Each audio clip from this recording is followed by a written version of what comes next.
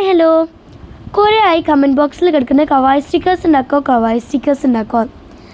എന്നാൽ പിന്നെ ഇന്നത്തെ ഒരു ടോപ്പിക് ഇല്ലാതെ ഇരിക്കുന്നതായതുകൊണ്ട് എന്നാൽ പിന്നെ ഇന്നത് ഉണ്ടാക്കാൻ ഞാൻ ഇങ്ങനെ വിചാരിച്ചു. അപ്പോൾ എ4 ഷീറ്റ് എടുക്കുക, പെൻസിൽ എടുക്കുക, കളേഴ്സ് എടുക്കുക, ടാപ്പ് എടുക്കുക, ഫോൺ എടുക്കുക.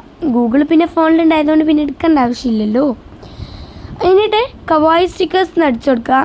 4 കവായി ഫോട്ടോസ് എടുക്കുക. അത് നമുക്കൊന്ന് വരച്ചെടുക്കാം.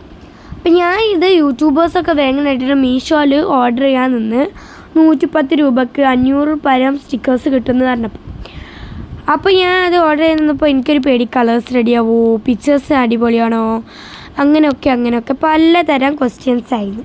എന്നാൽ പിന്നെ നമുക്കൊന്ന് വീട്ടിലുണ്ടാക്കാമെന്ന് വിചാരിച്ചു. അപ്പോൾ ഇതിൻ്റെ പേരാണ് 3D കവായി സ്റ്റിക്കേഴ്സ്. കാരണം നമ്മൾ ഡബിൾ സൈഡാണ് ഒട്ടിക്കുന്നത്, അപ്പോൾ 3D ആണ്. അപ്പോൾ ഇതിനായിട്ട് നമുക്ക് കോപ്പി പ്രിൻ്റ് ആപ്പ് പോകണം, അല്ലെങ്കിൽ നമുക്ക് സാധാ ഗാലറിയിൽ പോയിട്ട് ചെയ്യാം. ട്രേസ് ചെയ്തെടുക്കണം നമ്മളെ കവായി ഫോട്ടോസ്.